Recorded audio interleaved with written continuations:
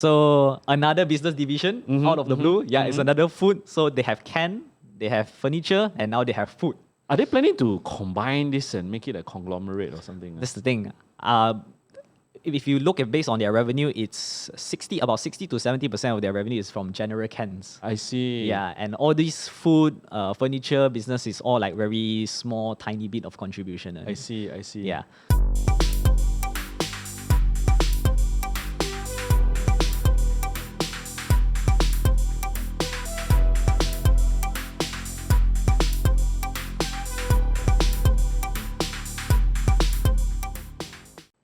So hello and welcome back to the FIRL channel, the best place for long-term stock investors. Today we're going to talk about something that is so ubiquitous but often forgotten. Yes, it's actually your cans that actually package your food. So we're going to talk about Can 1, the nature of the business, a little bit about the management, not a little bit, quite a bit about the management, quality of the business, and probably some of the risk factors that you need to look at. So as a disclaimer, at the point of this recording, we do not own any shares in Can 1. By the way, if you need another opinion on your stock analysis, you can actually email us your research in a form of Google Doc or Google Sheet to our email. And if you think your stock analysis is good, we are more than happy to invite you into our private research group. So, John, what business is Can 1 in? And if the name doesn't give it away, I think maybe you can explain it properly. Okay, so Can 1, as you can tell from the company's name itself, they make cans, general cans. So as you can see in the slide, they're actually involved in 4 different business divisions. So the first one is definitely the general cans, what they call it as general packaging division. Okay. So in that division, they actually manufacture 5 different types of packaging. So the first one is, most obvious one is tin cans, metal tin cans. The second one is jerry cans. Jerry cans is more like I'll call it like a plastic can. Yeah, it's like, those lubricant oil or those like... So for your, let's say 4-liter lubricant for your car. Yeah, something like that. Okay. Yeah, so that's jerry cans. Rigid packaging is basically your normal brown color box, the corrugated boxes. Yeah, aluminum cans, that one is your beverage cans, and then carton is also pretty much the similar. It's like the brown color box kind of, yeah. And then the rest of the division is basically property, trading division, and contract manufacturing division. So the property and trading division is not really that significant in their revenue. It's more like they contribute about, I think, less than 10% or 20%-ish. And then their contract manufacturing division is they actually help to distribute and package edible oils and all those F&B products. I see. Basically, yeah. So it looks like a conglomerate kind of business. It's like whatever thing also they do. So this slide actually shows you, give you a clearer picture of what those cans looks like. So the metal cans you can see is at the top left. The jerry cans, as it shows in the picture over here, is like your lubricant oil and all the stuff. Aluminum can, rigid boxes, and then those packaging divisions. Okay. So in terms of who the management is, I mean, can you give us some color about, who they are? Okay, sure. So this management is actually run, I think it's like a family business. It started off with this guy called Mr. Yo Jin Ho. Okay. Okay, so this man is pretty senior. He's about 75 years old this year already. Okay. Yeah, and what's so interesting about this management, this particular individual is that he actually owns a lot of ownership in a lot of public listed companies. I see. Okay, so let me walk you through the history of his ownership. Okay. So he is the managing director for Can 1 from 2005 to 2011. So that's about 6 years. Yeah, so after that, he passed down this role to his son, which is Mark Francis Yo Min Chang. Okay. Yeah, and basically the reason why he passed down that role is because he actually recently acquired this new company called the Kenju Can Factory Berhad. Kenju, yeah. Yeah, so basically he became the group managing director for, or I just got to put it short, KJFCB. Okay. Yeah. And then in 2012, he actually he bought a lot of shares in this company called Box Pack Malaysia. these are all adjacent businesses or competitors in a way, right? Because they do Yes. carton boxes, and then Kenju also does canning also, Yeah, right? correct. Yeah. So what does this box pack Malaysia company does is they manufacture corrugated boxes. Yeah. So he owns about 55% ownership in the company. Okay.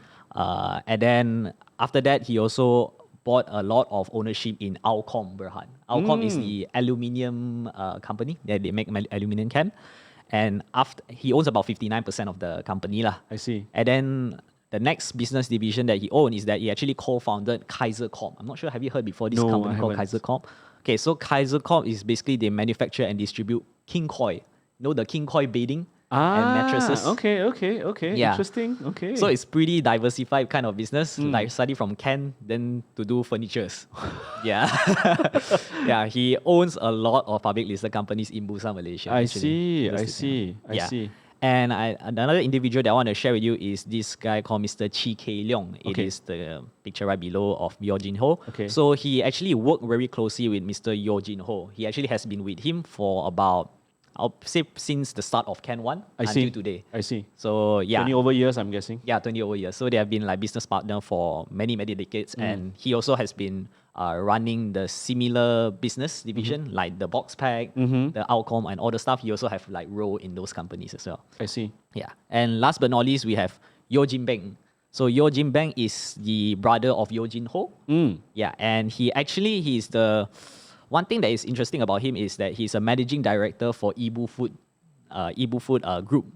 Basically, they make instant noodles. Okay. Is it related to Ibumi? Yeah, correct. It's related to Indomie. Okay. Yeah. So another business division out of the blue. Yeah, it's another food. So they have can, they have furniture, and now they have food. Are they planning to combine this and make it a conglomerate or something? That's the thing. If you look at based on their revenue, it's about 60 to 70% of their revenue is from general cans. I see. Yeah, and all these food, furniture business is all like very small, tiny bit of contribution. I see. Yeah. But it's okay, food very adjacent. Yeah. But King Coil is really like out of South. Yeah. Yeah. But what do you think about someone who owns a lot of roles in different public listed companies in different industries? Actually, that's a good question, John. I've seen examples of this. One good example is actually Mr. Goh Nan Kyo of MFCB. Oh, yeah. Right? So he has palm oil. He has coconuts, hydro, you name it lah, property, right? But where he excels is really empowerment of each business unit. So I do not know much about Mr. Yo Jin Ho. If he empowers a lot of his managers to run it, and he is just like overseeing strategy and all that kind of thing, and doesn't micromanage. Yeah. So Actually, he's overseeing those kind of strategies and all. I see. Because I think as a business person, you can only focus on so much. Yeah. And unless you empower all your guys and make them think like businessmen, then all these guys, all small business units can succeed. That's my opinion about it. Right. Yeah. Okay. So I know most of you are struggling to build your 6 to 7 figure portfolio and don't know where to start. MJ and I, through our combined investing experience of 20 years, show it to you in a step-by-step but concise manner. For you to register yourself, you can find the registration links in the comment section below. So John, how have they performed financially over the past few years actually? Okay, let me share with you guys about their financials for the past, I would say, 16 years. Right? So based on Ticker, you can see that there's actually a very interesting spike in their revenue in their 2019 and 2020's annual report. So the reason why there's such spike in revenue is because they have finally managed to get the Ken Group into their own business. I see. Yeah, they managed to acquire the entire business of KFCB. Yeah. KJCFB. Yeah. So that is the reason why there's a spike in revenue. And if you notice in 2009, there's actually an increase in gross margin. Okay. Like a sudden spike from 11% to 17%. Why was that? It's actually because they have a lot of revenue from their food division business. So they got a lot of sales from there. It increased about 46% during the year. Funny thing is that it's not from their cans business. It's from their food division business. So you can tell. And you can see based on their gross margin, it's actually dropping like mad over the years. So basically it tells us a lot that the cost of goods sold that they're handling is actually increasing. Yeah, so not really a good sign for the business, I would say. Yep. And look at 2019, which is about 6%, right? 6%. Yeah, so 7, from 18% in 2004 to 6%. So yeah, but it's much. picking up. So let's see what they can do over the next 2 years. It's picking back up, right? Yep. Yeah. Sure. Okay. Likewise for their net profit, you can see that there's actually 2 times which is actually spike up, which is in 2012 and in 2019. Okay, so the reason why it spiked up in 2012 is because they actually they got the Kianju, the KJFCB. They actually they got a little bit of the share profit from their business. Okay. So that actually increased their profit quite significantly. I see. And in 2019's case, it's because they bought the entire business. So they got the entire profit of the company. Okay. Yeah. And they are in a heavy net debt company. You can see that over the years, net debt has been spiking.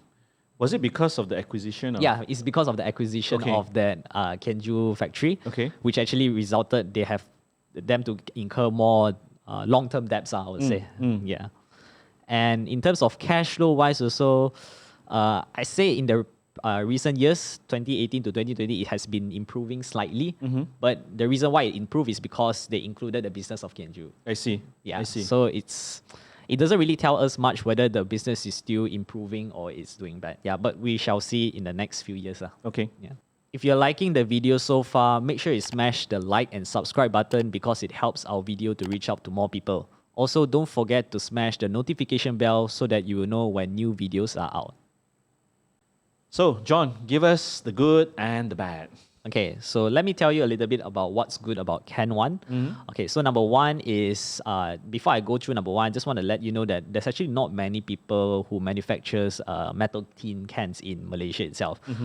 If I can remember on top of my head, there's only 3 companies back then that did manufacture metal tin.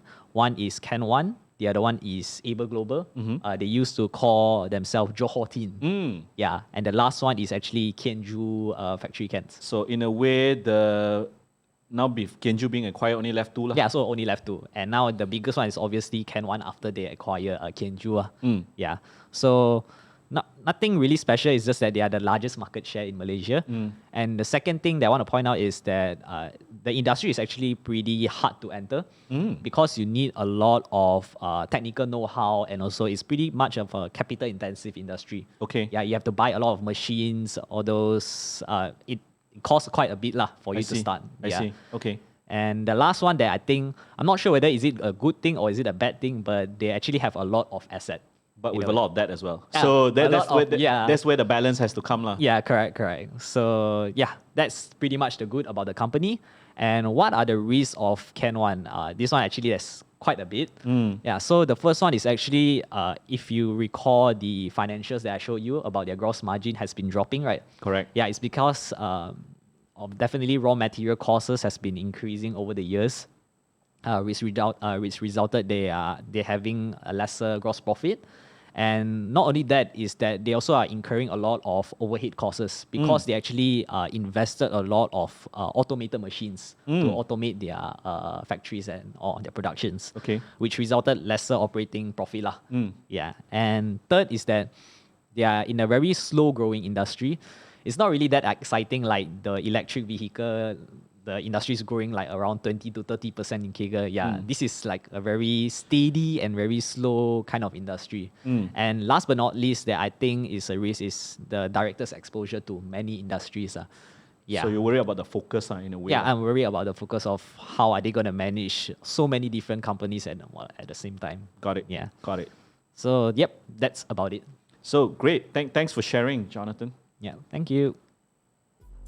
That's it for today. Hope you guys enjoyed today's video. If you like it, make sure you check out our other videos in our channel and do follow us on our socials. Instagram, Telegram, and YouTube.